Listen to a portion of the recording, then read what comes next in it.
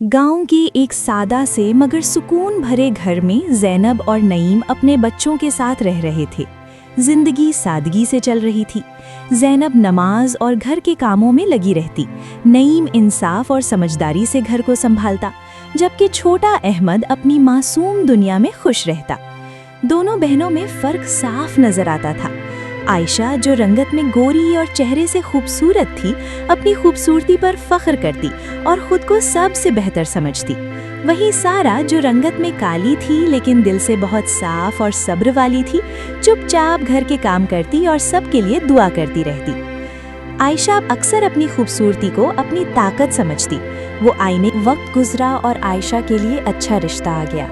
घर में खुशी थी और आयशा और ज़्यादा गुरूर का शिकार हो गई। शादी के बाद उसका रवैया और सख्त हो गया और वो सारा को कमतर समझने लगी। लेकिन ज़िंदगी ने जल्द ही अपना रंग दिखाया। शादीशुदा ज़िंदगी में मुश्किलात आईं और आयशा टूट कर मायके आ गई।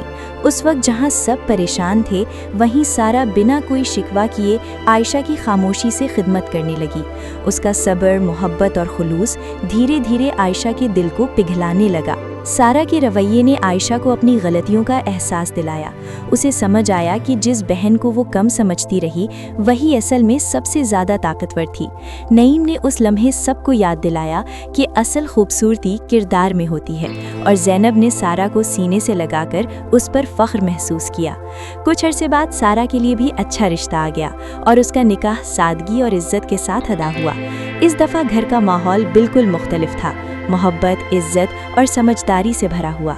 कहानी का अंजाम ये साबित करता है कि रंग सिर्फ ज़ाहिरी चीज़ है। इंसान की असल पहचान उसकी नीयत, सब्र और किरदार होती है। जो दिल से साफ हो वही हकीकत में खूबसूरत होता है। रंग कभी इंसान की कीमत नहीं बढ़ाता, असल पहचान उसका किरदार होता है।